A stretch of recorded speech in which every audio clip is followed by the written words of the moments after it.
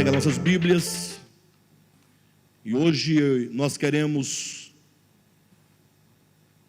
concluir a mensagem que começamos na semana passada. A natureza crística do homem. Lembram desse tema? A natureza crística do homem. Se você não veio a semana passada, não ouviu a mensagem ainda, ao chegar em casa, não deixe de acessar o canal do YouTube do Ministério e assista. Uma palavra poderosa, palavra capaz de mudar os nossos destinos, os nossos caminhos, nossa visão, nosso coração. Nós estamos dentro de uma série de mensagens, esta é a primeira. No caso, semana passada foi a primeira, mas hoje estamos concluindo, portanto, é ainda a mensagem da semana passada. Estamos numa série de palavras intitulada Aprofundamento Espiritual. Não é bem uma série, é mais um propósito, um projeto, no sentido de que neste ano de 2019, nós temos no coração o propósito, Deus nos deu tal propósito, de nós nos aprofundarmos na verdade. Isso porque nós cremos claramente no que Jesus disse: e conhecereis a verdade, e a verdade vos libertará. Quantos creem no que Jesus falou? Não há outro meio de ser liberto. Eu sei que muitos pensam que serão libertos usando água benta, óleo ungido, rosa ungida, jejum de Daniel, campanha, monte, mas nada disso Jesus disse que traria ao homem libertação. Jesus, que é a própria verdade, declarou: e conhecereis a verdade, e a verdade vos libertará. O que implica que todo o cativeiro do ser humano consiste na sua ignorância. Se ele disse que o homem, conhecendo a verdade, ele será livre, então parte do pressuposto que o homem é cativo. E se ele é livre desse cativeiro pela verdade, é porque ele é cativo da mentira, cativo da ilusão. E por isso Cristo veio ao mundo como a verdade de Deus, para nos falar exatamente quem é Deus. De modo que agora, ou que seja nos domingos, ou nas quartas, ou no querigma, ou em outro dia qualquer, quando aqui estamos pregando, os irmãos estão adquirindo conhecimento da verdade. Os irmãos estão conhecendo a verdade para serem libertos. Mas esse conhecimento de púlpito, como eu falei a semana passada, é o conhecimento mediado. Tem alguém para mediar esse conhecimento, para trazer a vocês esse entendimento. Mas esse conhecimento mediado, ele não é suficiente para libertar ninguém, absolutamente. Ele é necessário, evidentemente. Você tem que compreender.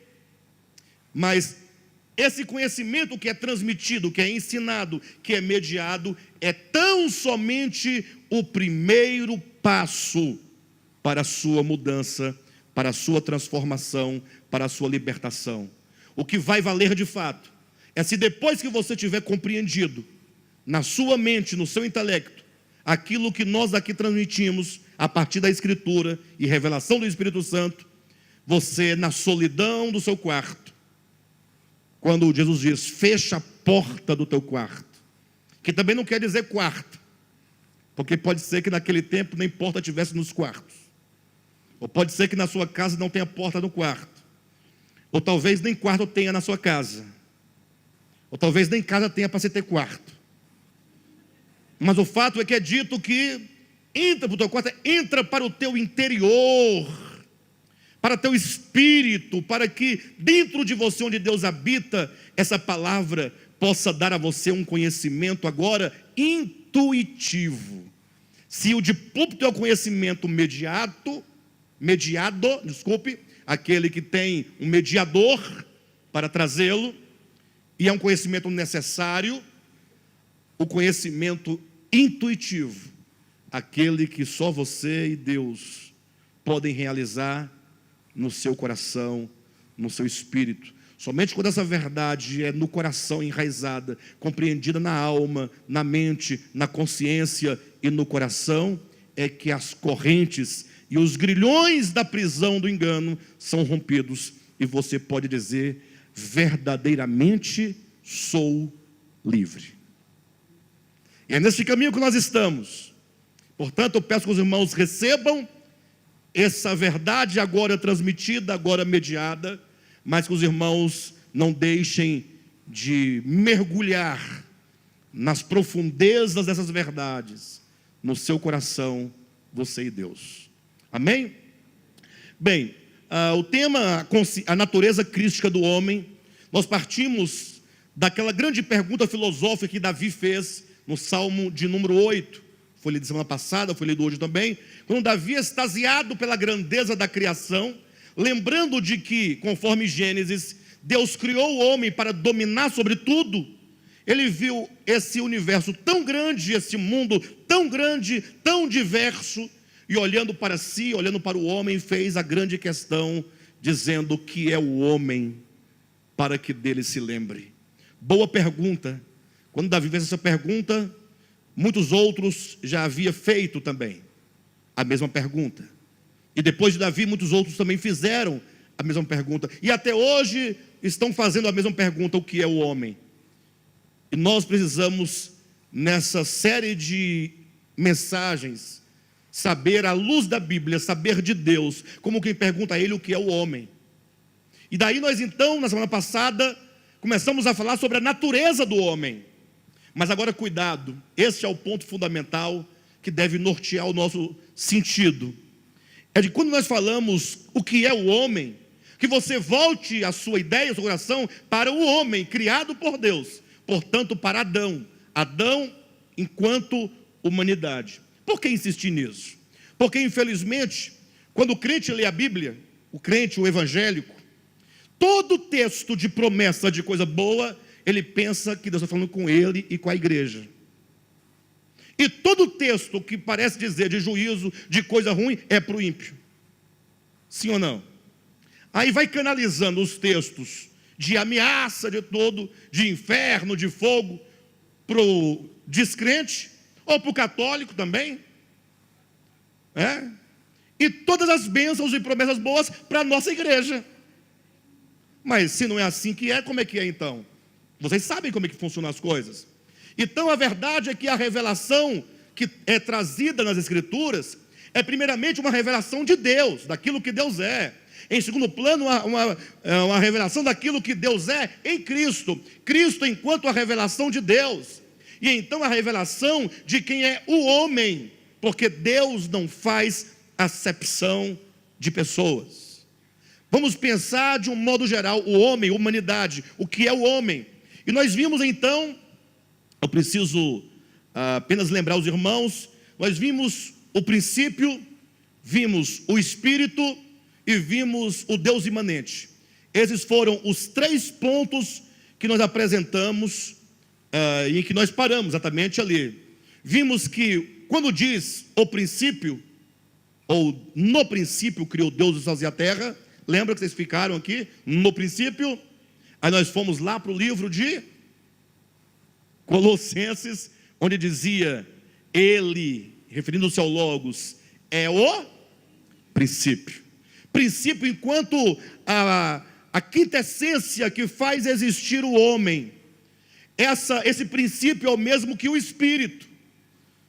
Quando Deus, em Gênesis 2,7, sopra nas narinas do homem, ali o fôlego de vida, nós nos lembramos, inclusive, de que Deus jamais poderia ter soprado o vento, porque o vento está para o mundo físico, e Deus é Espírito. Quando diz que Deus sopra nas narinas do homem, o sopro de vida, o sopro divino, entenda-se ali o ruá, que é espírito, porque a palavra pneuma do grego, ou ruá em hebraico, se traduz por espírito, se traduz por vento, se traduz por fôlego, se traduz por alento, e não raras vezes os tradutores, eles acabam escolhendo um outro termo que esvazia o significado do texto em questão. Quando Deus sopra o seu espírito para dentro do homem. Você, portanto, saiba que, embora Deus, ele é imanente a toda a sua criação, o homem é um ser diferente, porque Deus fez o homem como a sua habitação. Deus fez o homem para ele, e portanto, o princípio divino está em todos os homens, e portanto, o Espírito de Deus está em todos os homens, porque Deus é imanente a toda a sua criação. Se você não entendeu, deve ouvir a mensagem da semana passada. Com esses 3 pontos, falando da essência, ou seja, a sua última essência, ou que seja, se você fosse esvaziando daquilo que é externo, o que no final sobrar é o sopro divino, é o Espírito divino, é o princípio divino. O homem, portanto, é divino por natureza. Podemos lembrar até uma frase de Tertuliano, que dizia que toda alma humana é cristã por natureza. Daí a ideia do nosso título, a natureza crística do homem. Mas qual é o resultado imediato de se ter, portanto, Deus dentro do homem, o princípio dentro do homem, esse Deus imanente dentro do homem? E aí eu trago os 2 últimos pontos que nós não falamos semana passada e queremos desenvolver hoje. É o fato de que este homem que traz Deus dentro de si enquanto princípio, ele é de fato aquele que carrega dentro de si o reino de Deus. E esse é um ponto fundamental. E eu quero que os irmãos me acompanhem nesse pensamento. Abra sua Bíblia no livro de Atos dos Apóstolos, ou melhor, desculpe-me, no livro de Lucas, capítulo 17. Enquanto os irmãos abrem, pensa comigo que os judeus do tempo de Cristo, certamente eles tinham uma ideia do reino de Deus. Você já ouviu falar sobre o reino de Deus? Quem já ouviu falar do reino de Deus aqui? Todos já ouviram falar? A grande questão é o que é esse reino de Deus. Ao longo de todos os tempos, teólogos de variadas linhas de pensamento procuraram demonstrar e declarar o que é o reino de Deus. E aí cada um fala uma coisa diferente. De modo que os judeus no tempo de Cristo, eles traziam uma ideia de reino de Deus. Pensem comigo que a história do povo de Israel, só para poder construir o contexto do que nós vamos ler agora, diz que Deus havia aparecido a Abraão, dizendo a Abraão: olha, sai da tua terra, que eu vou constituir você uma grande nação. Você será constituído uma nação, ou seja, de ti eu vou gerar um povo separado. Abraão gerou Isaac, que gerou Jacó, não é isso? Jacó gerou 12 filhos, vocês sabem da história, desceram para o Egito quando houve fome sobre a terra, e eles cresceram no Egito, de modo que se tornaram um grande povo dentro do Egito, quando Deus levanta Moisés para libertar o povo, os hebreus do Egito, e levá-los para a boa terra. E então Moisés tira esse povo lá do Egito, passam pelo Mar Vermelho, recebem a lei no Monte Sinai, e ali no Monte Sinai se instaura os hebreus enquanto chamado o reino de Deus. Eles são um reino para Deus e o reino de Deus. Mas ocorre que havia uma promessa de Deus para eles, dizendo que um dia o reino de Deus haveria de se manifestar. Esse reino haveria de chegar à sua maturidade, e então esse reino haveria de ser mostrado e declarado para todos. Daí então os hebreus constituem uma grande nação sobre a terra, e começa, portanto, um sonho, começa o jogo da esperança. Todos os hebreus, agora, enquanto nação, eles tinham esse anseio pelo reino de Deus. 1 ano, 10 anos, 100 anos, 1000 anos de esperança. Até que um dia veio o Cristo de Deus, que se encarnou, se fez homem. Só para a gente fazer o contraponto. Assim como Israel aguardava pelo reino de Deus, há alguém aqui que também aguarda, deixe-me ver, pelo reino de Deus? 5 pessoas aguardam pelo reino de Deus. Muito bem, os demais são convidados a cultivarem a mesma esperança pelo reino de Deus. Mas vejam bem, queridos, que aquele povo que tanto aguardava, agora viram o Cristo. Vocês sabem da história toda, até o momento em que chegamos em Lucas 17, olhem na sua Bíblia, nós vamos encontrar aqui uma situação que deve ser refletida. Capítulo 17, versículo 20 diz assim: interrogado pelos fariseus sobre quando viria o reino de Deus, Jesus lhes respondeu. Primeiro ponto, interrogado pelos fariseus, pronto. Ou seja, ninguém pode culpar dizendo, não, esses que perguntam são pessoas leigas, são pessoas que não sabem, não conhecem, não têm entendimento. Não, não podem dizer isso. Quem aqui faz a pergunta são os líderes. Se fosse hoje, imagine um grupo de pastores. O apóstolo do chapéu, o apóstolo Soares, o Macedinho, esse grupo todo, imagina, todos eles indo a Jesus, fazer-lhe uma pergunta. Essa pergunta, ela é fundamental. Primeiro, porque essa pergunta vai demonstrar a ignorância que os líderes religiosos, que o povo de Israel tinha acerca do reino de Deus. E é provável que a mesma ignorância que eles tinham, talvez seja a nossa ignorância. Talvez a mesma questão que eles tinham, também seja a nossa questão. E a resposta de Cristo vai corrigir o problema de visão que eles tinham acerca do reino. A resposta de Cristo vai corrigir o entendimento. Qual era a pergunta desses líderes? Eles perguntaram a Jesus sobre quando viria o reino de Deus. Que pergunta maravilhosa, pergunta boa. Quando virá? Quando é que esse reino vai vir? Quando é?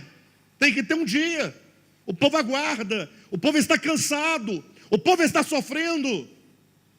E Jesus, sabendo da teologia do povo de Israel, sabendo da escatologia que eles tinham, uma escatologia equivocada, leia comigo, Jesus lhes respondeu.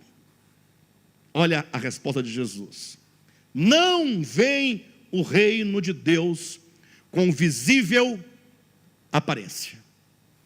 Quem aqui está aguardando o reino de Deus com visível aparência? Deixa eu ver a mão. Seja honesto, não tenha medo. Eu achava que era visível aparência. Deixa eu ver. Está ali, muito bem.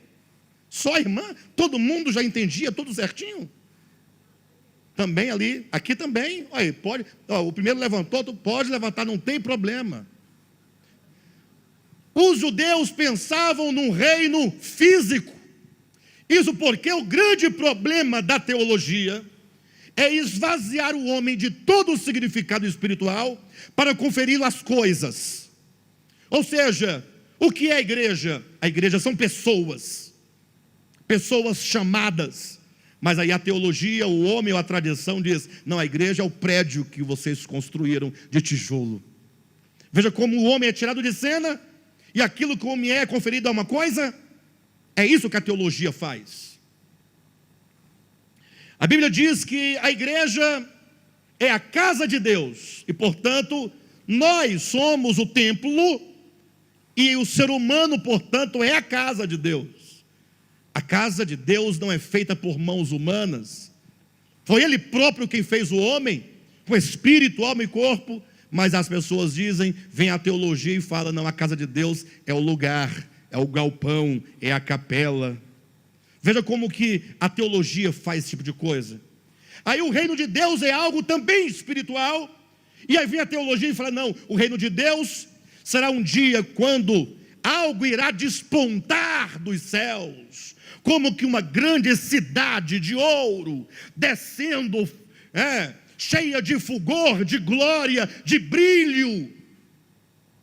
E aí a pessoa estudiosa, a pessoa atenta, a pessoa letrada, o erudito das escrituras diz, pastor, alto lá, porque você está fazendo uma crítica a algo que está escrito na Bíblia, porque é no Apocalipse capítulo 21, em que diz que essa cidade vai descer, cheia de fulgor, cheia de glória, ela é toda de ouro, E o erudito é capaz de descrever cada detalhe dessa cidade, como João a descreveu para nós em Apocalipse capítulo 21. Alguém pergunta, pastor, mas e agora? E agora? Eu pensava que era exatamente porque está escrito. O problema está na nossa leitura, querido. Porque nós não podemos ler a Bíblia achando que ela diz o que diz. Temos que ler a Escritura perguntando para ela o que ela própria tem a dizer sobre o que ela diz. Não é porque você encontrou um versículo que você deve entendê-lo daquele modo. Eu não estou subvertendo o pensamento e a consciência dos irmãos. Eu estou dizendo que quando você ler algo na Bíblia, pergunte para ela o que ela quer dizer com aquilo que ela disse. Quer um exemplo prático? Você pode pegar uma criança de 5 anos de idade que já saiba ler. Dê para ela, sem nenhuma influência religiosa, e mande que ela leia para você Gênesis capítulo 3, versículo 1. Ela lerá o que se diz: então a serpente, vírgula, mais sagaz de que todos os animais que Deus havia feito, vírgula, disse à mulher. Ela terá lido sim. Você vai perguntar para a criancinha o que você entendeu. Ela dirá: pouca coisa. O que é serpente? É o mesmo que cobra. Pode substituir serpente por cobra? Sem prejuízo semântico? Perfeito. Mas a cobra, mais sagaz que todos os animais que Deus fez, disse à mulher. Ela fala: agora entendi. O que foi? A cobra falou com a mulher. A criança vai dizer: ela está certa ou errada? Ela leu? Está escrito. Mas você tem que perguntar para a Escritura: o que se quer dizer com serpente? Aí você vai para Apocalipse 12, 9, onde se diz: mas o diabo, vírgula, a antiga serpente, vírgula. Então a própria Escritura te dá o símbolo e ela te dá o significado. É assim que se lê a Escritura. E portanto, quando você olha no Apocalipse 21 e vê despontar na nuvem do céu uma grande cidade quadrada, ou melhor, cúbica, toda de ouro, e a sua descrição é maravilhosa, descendo dos céus para a terra, você tem que perguntar: Senhor, o que é esta cidade? E o próprio Apocalipse lhe dirá: essa cidade é a esposa do Cordeiro. Será que Jesus, o Cordeiro de Deus, depois de todo o sofrimento, toda a ignomínia, o final da história é ele se casando com uma cidade?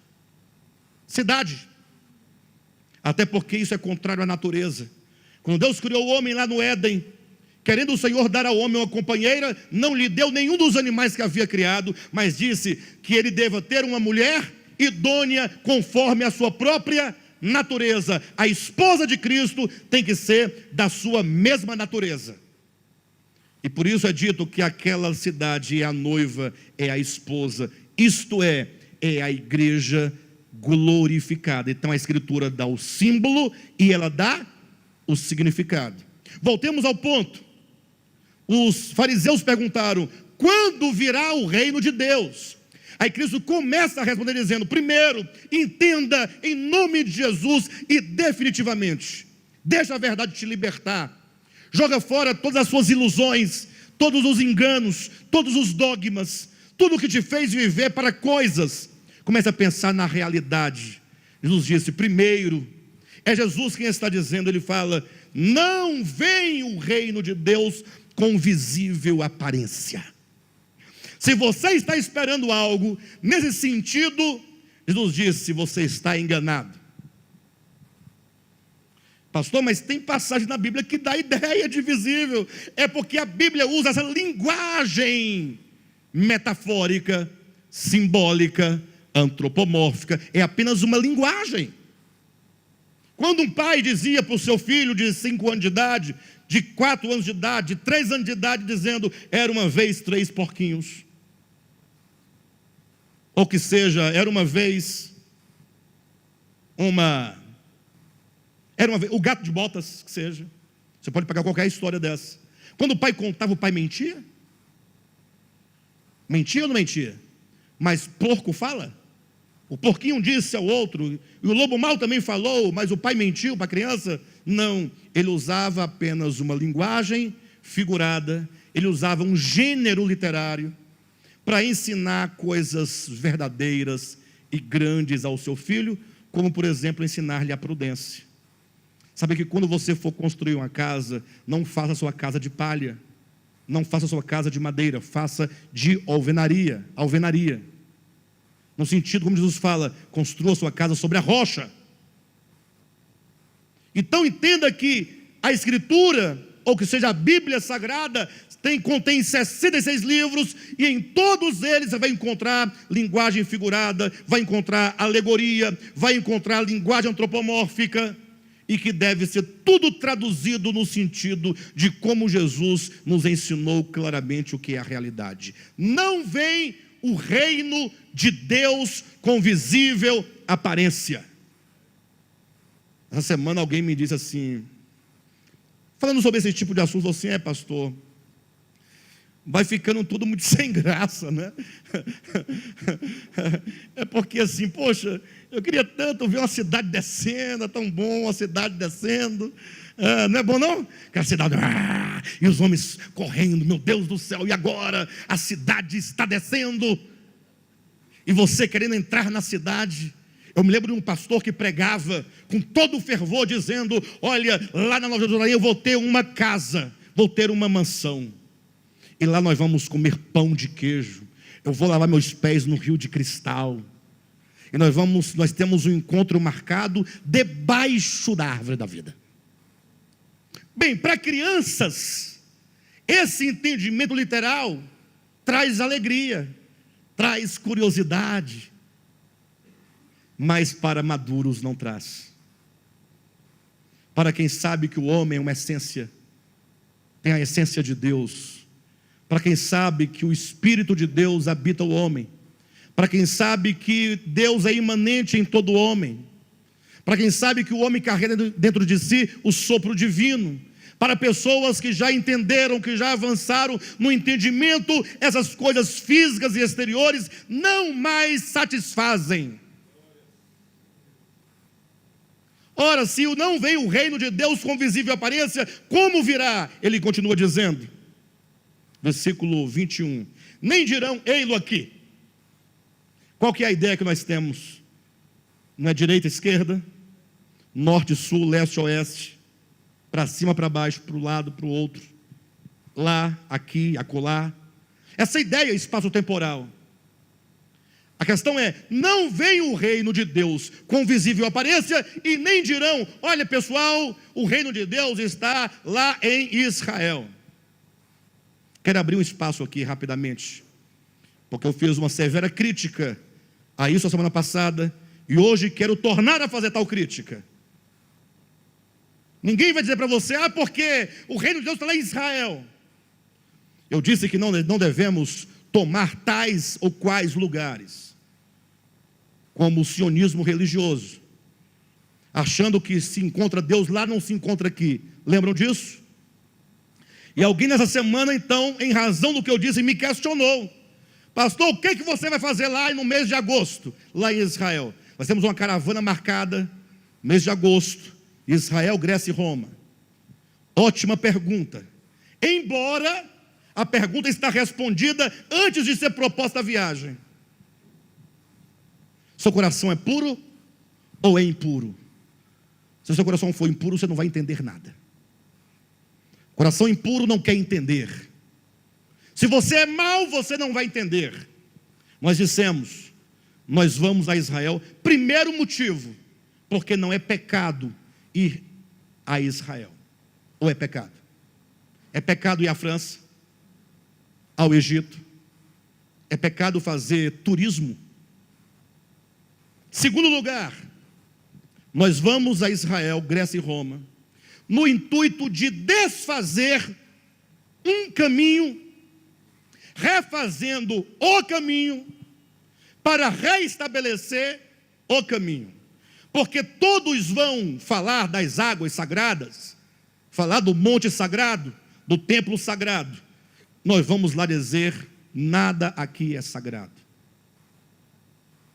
Nós vamos ao poço de Siloé, e lá nós diremos: essa água é como qualquer outra água. Não há poder aqui, não existe poder aqui. Nós vamos ao Jordão, e eu direi que se batizar em Brasília é melhor do que se batizar naquelas águas.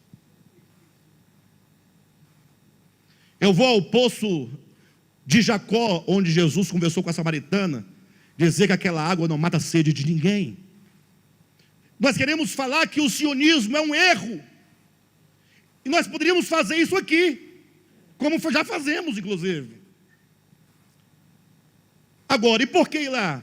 Ora, porque é uma oportunidade de ir, e quem tiver a oportunidade vai, mas nós não vamos falar lá o que não falamos aqui, e nem falaremos aqui o que não se possa falar lá.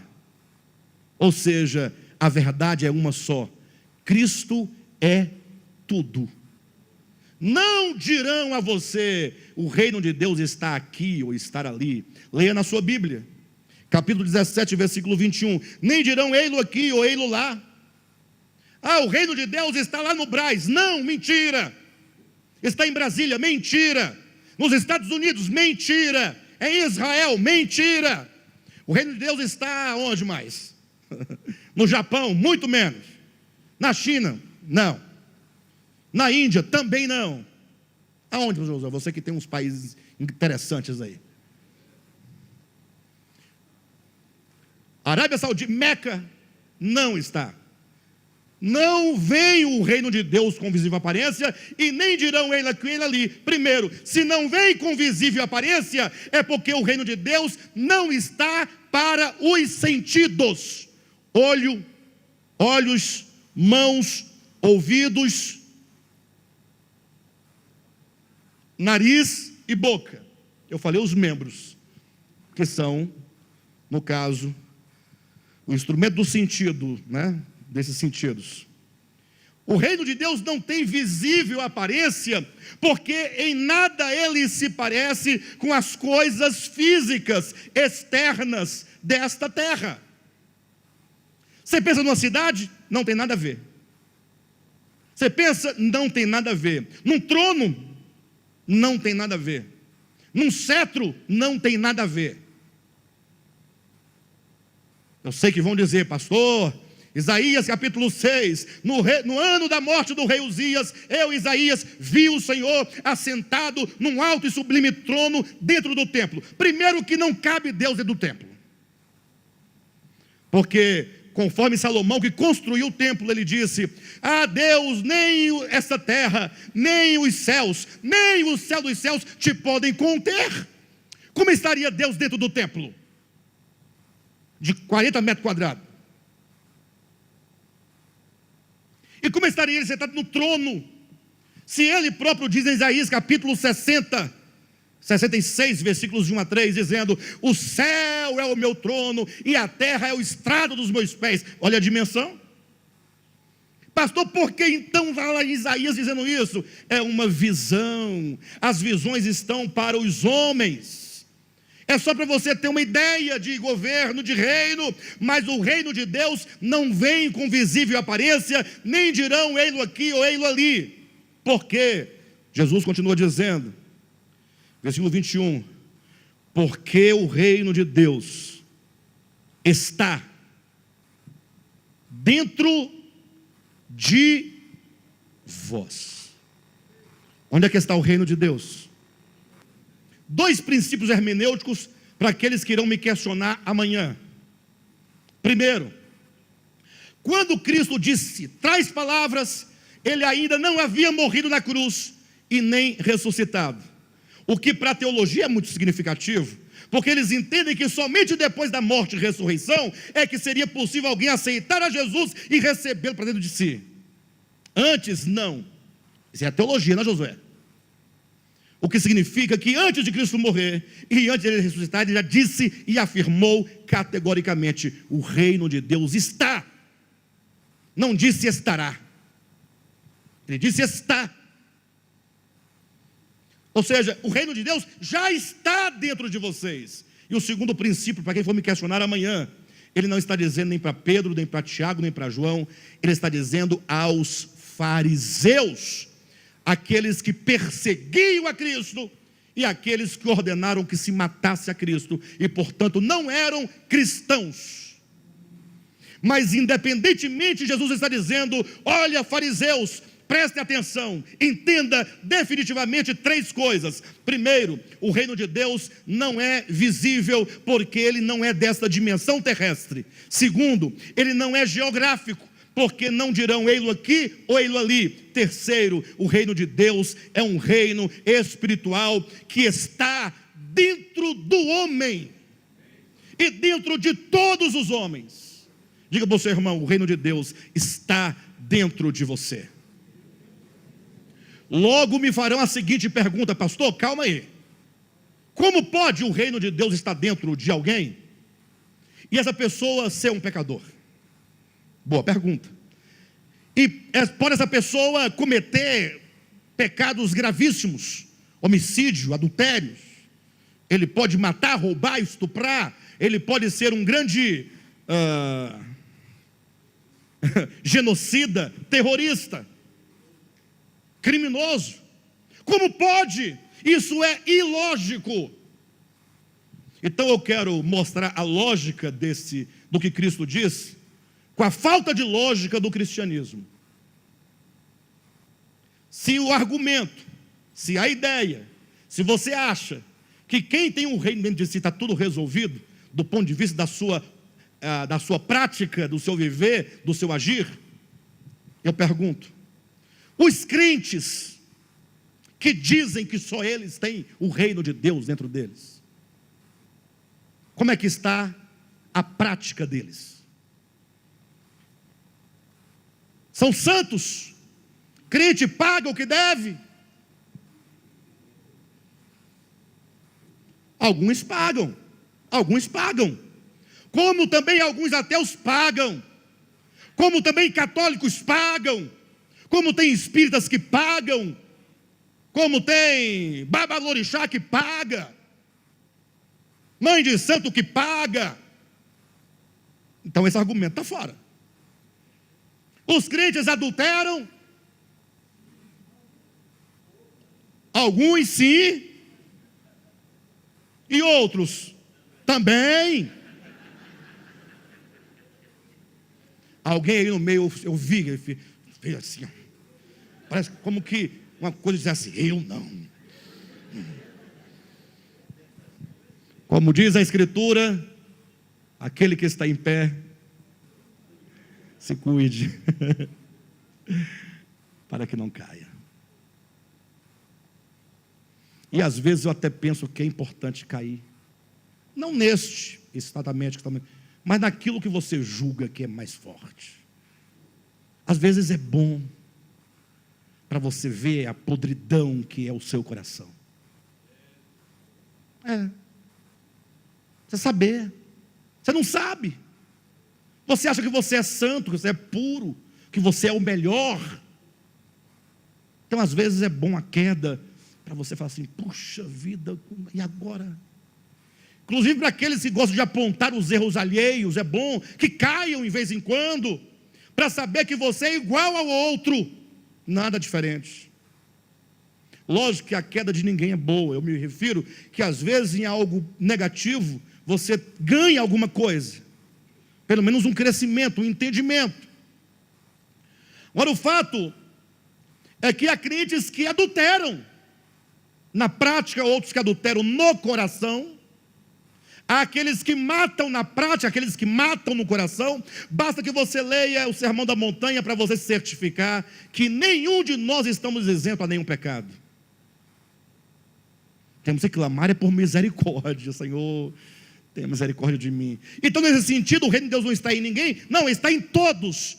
Esse problema nós vamos resolver em outra ministração, quando nós vamos explicar, preste atenção, que estando o reino de Deus dentro do homem, assim como tendo o homem o Espírito de Deus, como também tendo o homem o princípio divino nele, como sendo Deus imanente no homem, tudo isso, ainda assim, o homem caiu ou se desviou do reto caminho, e o homem se meteu em muitas astúcias, como diz o livro de Eclesiastes, se tornou vil pecador, não por não ter Deus, mas por ignorar a presença de Deus nele. Somente quando o homem descobre essa presença, quando o homem entende que ele não é apenas um bloco de barro andante, mas quando ele entende que Deus o fez dentro de um projeto, que o homem, dentre todos os seres, é criado com um sopro divino, que é o Espírito divino, somente quando o homem entende essas coisas, é que ele fala: puxa vida, na casa do meu pai tem pão com fartura, e por que eu morro de fome?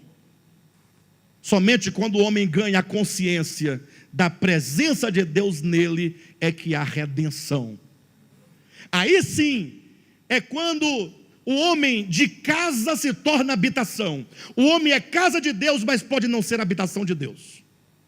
Como é que explica isso? Como é que é casa e não é habitação? Casa implica apenas lugar. Habitação implica relacionamento, comunhão, amizade. Então, quando o homem, ele reconhece, primeiramente ele descobre, ele conhece essa presença de Deus nele, e ele assim admite e reconhece, é que agora a casa pode se transformar numa habitação. Ou seja, é quando começa a haver relacionamento, é quando a vida divina começa a fazer agora efeito no seu andar, no seu viver, no seu se mover. Todos os problemas do homem se encontram exatamente pelo fato de o homem ignorar a presença de Deus dentro de si. De modo que Cristo contou uma parábola para ilustrar isso. Ele disse: olha, o reino de Deus, presta atenção, é como um tesouro escondido. E não somente escondido, mas era um tesouro escondido e perdido numa grande terra. Ninguém sabia que ali havia um tesouro. Jesus diz: assim é o reino de Deus. Ele está aí. Mas quantos sabem da sua presença? Quantos sabem que o reino de Deus, enquanto Deus mesmo, enquanto Deus vivente, Espírito de Deus, está dentro do homem? Muitos não sabem. Não poucos, sabendo, não o encontraram. Muitos, sabendo que está, não o encontraram. Porque é preciso procurar, é preciso cavar profundamente, até que você encontre esse tesouro, encontre esse reino, e isso vai te exigir muito labor. Quem se lembra de uma passagem que Jesus fala assim: olha, pedi, pedi, e dar-se-vos-á, buscai, e achareis, batei, e abre-se-vos-á. Leia o contexto dessa passagem. Em Mateus não tem tal contexto, só tem no livro de Lucas, que constrói o contexto dizendo: falava isso com respeito ao Espírito Santo. Ou seja, o Espírito Santo se tornou uma doutrina, o reino se tornou uma doutrina, e agora os homens não sabem desse reino, os que sabem não o encontraram.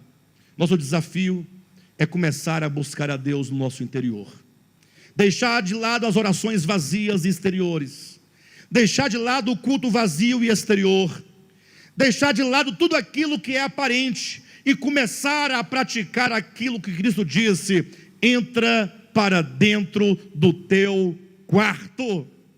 Já vimos que quarto não é quarto. Nós temos que entender: se Deus te criou deste modo, com um princípio divino, com um sopro divino, com o Espírito divino, com a imanência divina, então entra, ao invés de sair. Porque o cristianismo nos ensinou a buscar a Deus lá em cima. Está todo mundo olhando para cima, clamando. Um dia Ele me atende, um dia Ele joga uma chave, um dia Ele faz alguma coisa. Está todo mundo como aquele paralítico no tanque de Betesda: um dia alguém me joga dentro do tanque, e esse dia nunca chega. Entra para dentro do teu quarto. Em outro lugar Jesus falou: orai sem nunca esmorecer. Continue. No princípio você vai estar: Senhor, eu preciso tocar essa vida interior. Senhor, esse Espírito que está em mim, essa vida divina em mim, esse reino em mim, eu preciso encontrá-lo. Você vai orando, você vai buscando, você vai refletindo, você vai lendo, você vai meditando. No início tudo é difícil. No início você começa a orar, menos de um minuto sua mente já está vagando em vários lugares. Mas é assim mesmo, é falta de costume. Traga ela de volta. Tenha momentos com Deus, e um dia você poderá dizer que é como alguém que encontrou o tesouro. E quando você encontra esse tesouro, olha a boa nova: quando você vira esse tesouro e tocar esse tesouro ele vai te ganhar de tal modo que você vai vender tudo que você tem por causa desse tesouro. Não é vender materialmente falando, dízimo, oferta, não é isso. Cuidado para que ninguém te engane. No sentido de que quando você vira esse reino, que é esse tesouro, você dará a ele tamanho valor que nada neste mundo será a ele comparável.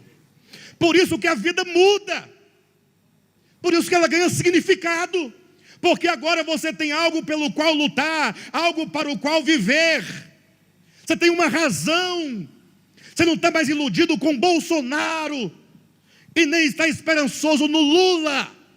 Você sabe que o reino de Deus não é deste mundo, mas que ele está dentro de você.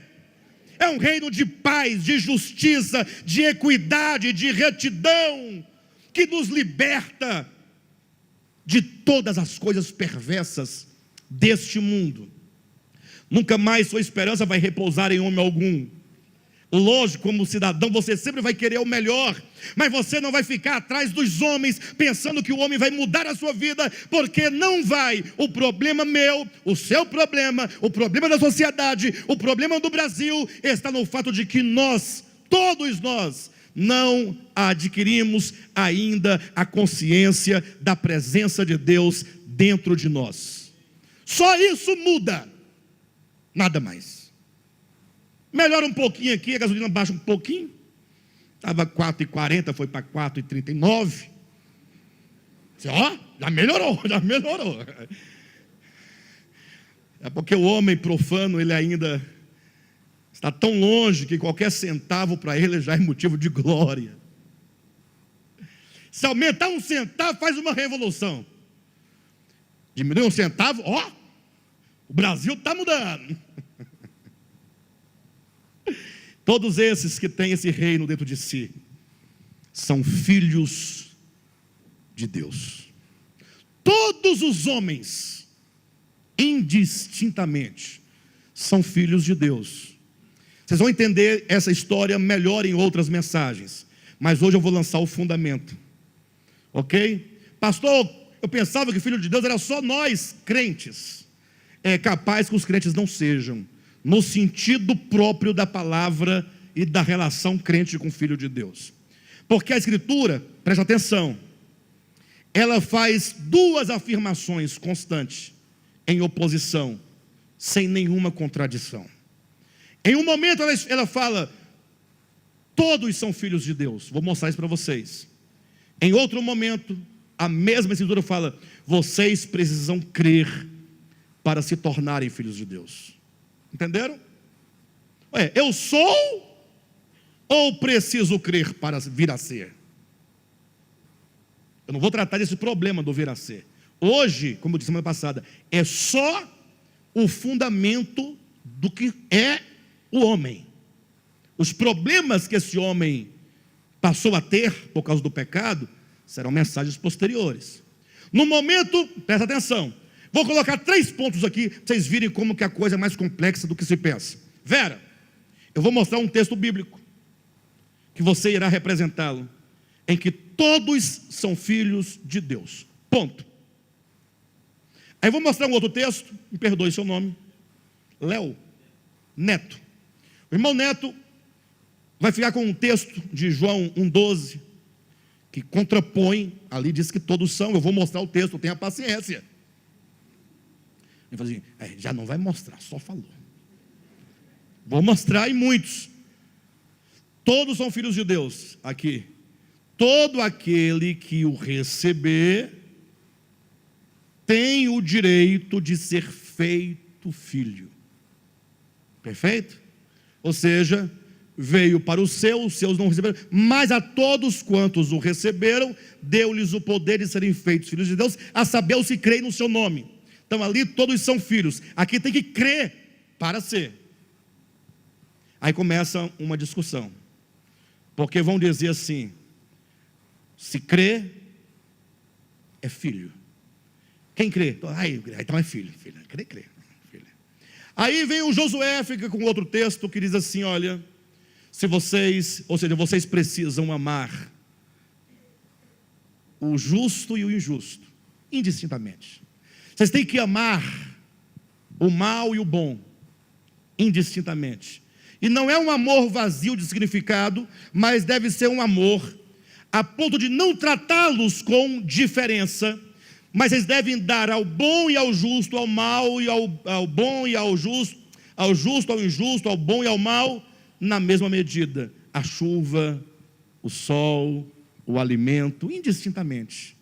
Vocês devem amar as pessoas, todas elas, para que vos torneis filhos. Eu pergunto, todos são filhos? Vou mostrar o texto, calma. Tem que crer para ser filho? Mas tem que amar para ser filho?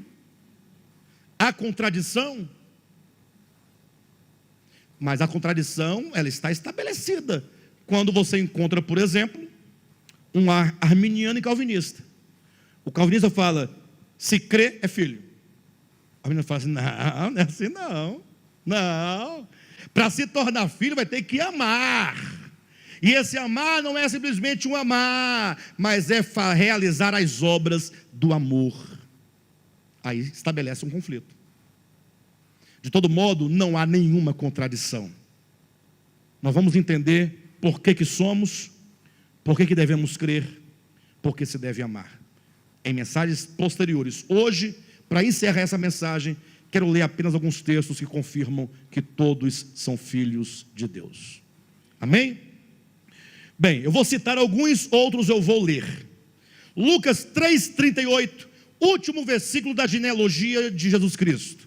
Lucas, inspirado pelo Espírito Santo, construiu uma genealogia que começa em Jesus Cristo, uma genealogia descendente, começando de Cristo, de Jesus, e ele vem descendo, até chegar no último Adão. Isso porque Mateus começa de Abraão até chegar em Cristo. Lucas começa de Cristo até chegar em Adão. Essas genealogias não são precisas, elas não são históricas, elas não estão ali para comprovar nenhum censo, para não comprovar nada dessa relação, senão pela revelação e pelo sentido. Não vamos discutir esses méritos. O fato é que quando Lucas traça a genealogia de Jesus, quando ele chega em Adão, ele fala, e Adão, filho de Deus. Adão, portanto, é a humanidade, gerado e criado, originalmente filho de Deus. Agora, eu nunca vi um filho deixar de ser filho. Tem como você desfiliar? Eu tenho uma filha, ou melhor, duas filhas. Imagine só você um dia, uma das duas se revolta, fala, não quero mais ser filha do meu pai, não quero, vou sair de casa, vou fazer o que eu quero fazer, não lhe devo satisfação, não quero saber de nada, vou fazer tudo o que desagrada o meu pai. Imagine que isso hipoteticamente acontecesse, e ela sai, ou saísse, e fazendo tudo o que não prestasse, que me desagradasse, que me ofendesse, ela deixaria de ser minha filha? Ela poderia não se considerar como tal, mas deixar de ser, só se ela arrancar o ser dela, o âmago dela, e não tem jeito de desfazer o que é. Não é isso que Cristo disse na parábola do filho pródigo? Aquele menino mais novo não era filho daquele homem rico, e tendo ele saído, deixou de ser filho, continuava filho, um filho iludido, um filho errante, um filho perdido, um filho caído, um filho sujo, mas filho. E a prova é o que o próprio filho, lá na sarjeta, diz: na casa do meu pai. Ele tem um pai. E quando ele volta, o pai, referindo-se ao filho, disse: o meu filho estava morto. Estava morto, mas era filho. O meu filho que estava morto reviveu. E o meu filho que estava perdido foi encontrado. Deus criou o homem filho.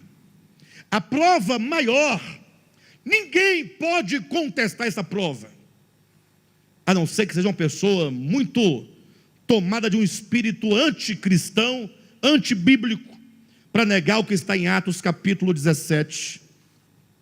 Porque esse diz com todas as palavras e letras. Já falamos semana passada, mas é preciso que leia novamente. Estou encerrando, queridos.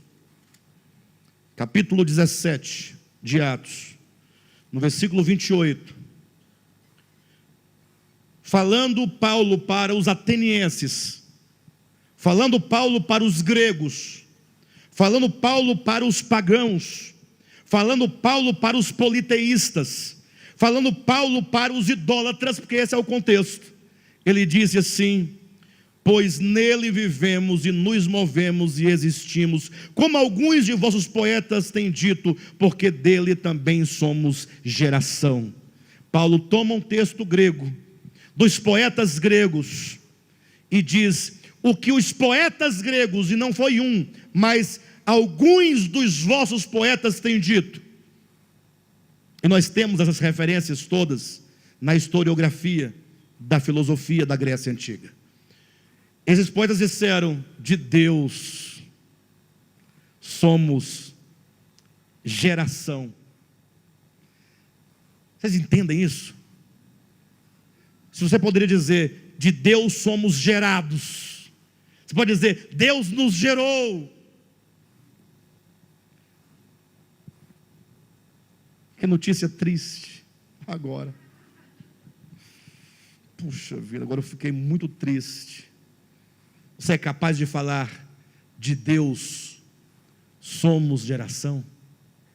Aqui é fácil, está no meio religioso. Eu quero ver você chegar. Duvido.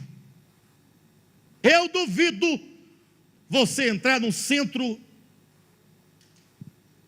no vulgo, né, de macumba,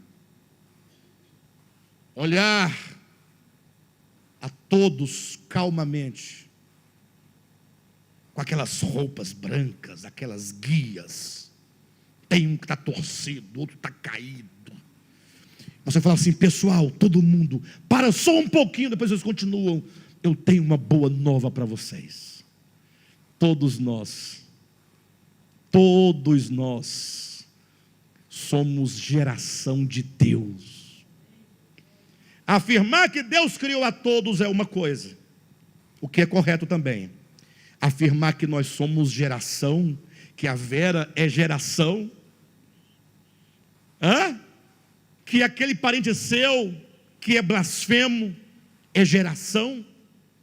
A palavra geração no grego, genos, que se traduz também por prole, por família.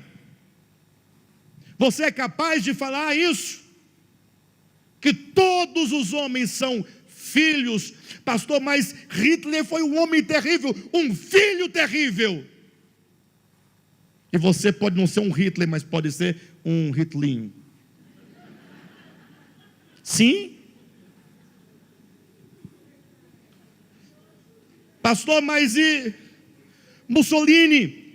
Um filho. Stalin, filho. Agora, o mais sério, o Lula. Filho. Se você deixar eu acabar a mensagem, é nesse momento que se manifestam os espíritos ocultos, latentes.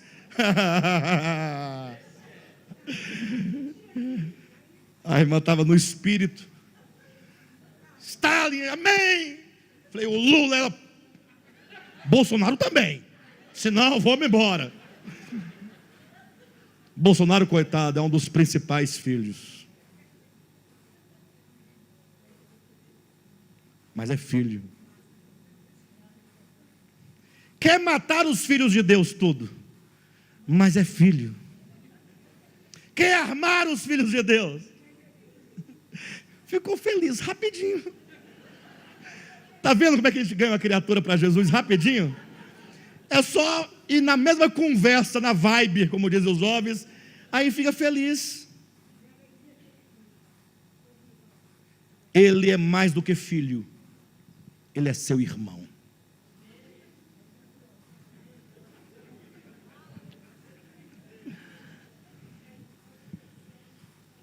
Ah, Jesus. Pois nele vivemos, nos movemos e existimos, como alguns dos nossos poetas têm dito, porque dele somos também geração. Sendo, pois, geração de Deus, não devemos pensar que a divindade é semelhança ao ouro, à prata, à pedra, trabalhados pela arte e imaginação do homem. Ou seja, Paulo faz o contraste. Se nós somos geração dele, filhos dele, nós somos como ele, por que você pensa que Deus pode ser feito de pedra, se você é feito de carne, de corpo, alma e espírito? Ou seja, olha para você ter uma noção ainda pálida do que Deus é o que Paulo está dizendo. Se nós lermos Mateus 6,9, Jesus está ali ensinando os seus discípulos no Sermão do Monte, lembrando aquele princípio hermenêutico. Jesus não havia morrido, tampouco ressuscitado. E ele fala assim: quando vocês orarem, ele fala para os discípulos e para as multidões. Ele disse: quando vocês orarem, não orem mais como oravam antigamente. Deus de Abraão, de Isaac, de Jacó, aquele Deus longe, aquele Deus distante, aquele Deus cruel, aquele Deus... Ele diz: quando vocês orarem, porque a partir de Cristo em diante começa um novo tempo. Ele diz: vocês poderão dizer assim: Pai meu. Se eu não sei que se você é filho, eu sei que eu sou. Pai meu. Não é meu? Como é que é dito? Pai nosso. Quando diz Pai nosso, Jesus ensina, ele quer dizer: Deus é Pai de todos, e todos somos filhos de Deus. Nós formamos uma grande família universal, embora essa família esteja dispersa, que é o que o pecado faz conosco. Por isso eu quero que você abra sua Bíblia em João capítulo 11, versículo 52. Rapidamente. Esse capítulo 11 de João.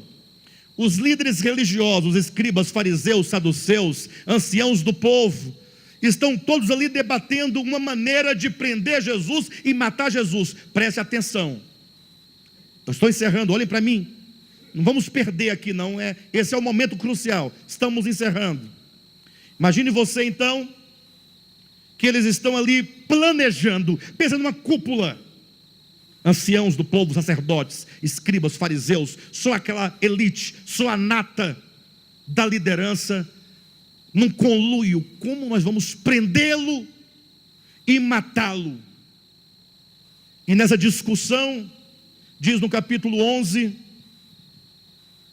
versículo 49, Caifás, porém, um dentre eles, sumo sacerdote naquele ano, advertiu-os, dizendo: vós nada sabeis. Porque o povo estava com medo, a gente prende ele e o povo vem em cima da gente. Mas se não matar, César vai tomar o reino da gente. E aí Caifás fala: vós nada sabeis, nem considerais que vos convém que um morra, ou que morra um só homem pelo povo, e que não venha a perecer toda a nação. Versículo 51, ora, ele, Caifás, não disse isso de si mesmo, mas sendo o sumo sacerdote naquele ano, profetizou que Jesus estava para morrer. Caifás profetizou que Jesus estava para morrer. Por quem? Leia na sua Bíblia. Estava para morrer pela nação. Que nação é essa? Os judeus, Israel. Jesus estava para morrer por Israel, pela nação de Israel. Ponto final. Não tem ponto final. O texto continua dizendo: e não somente pela nação, mas também para reunir em um só corpo os ímpios que andam no mundo errante. Jesus iria morrer pela nação de Israel e pelos pecadores também, né? Mas o texto diz o quê? E não somente pela nação, mas também para reunir em um só corpo os filhos de Deus que andam dispersos. Gente, o pecado fez o povo de Deus, os filhos de Deus, ficarem dispersos, errantes, sem Deus no mundo, sem esperança. E Jesus disse: eu vou morrer para reunir todos esses filhos numa grande família, onde haverá um só rebanho, um só pastor, todos participantes de um único e mesmo Espírito, e todos tendo um único Pai. Você pode ler Mateus 23, versículo 9. Quando também antes de Cristo morrer, Jesus disse: a ninguém chameis de Pai. Por quê? Porque um só é o vosso Pai. Se você ler Efésios 4, versículo 6, Paulo diz: porque há um só Deus e Pai, que é Pai de todos, que está em todos e age por meio de todos. Essa é a grande verdade. Espero nessas duas mensagens ter estabelecido os fundamentos do que é o homem, a natureza do homem. As suas dúvidas serão tiradas em mensagens posteriores, porque nós vamos avançar com todos esses temas belíssimos, como os irmãos anotaram que serão. Amém?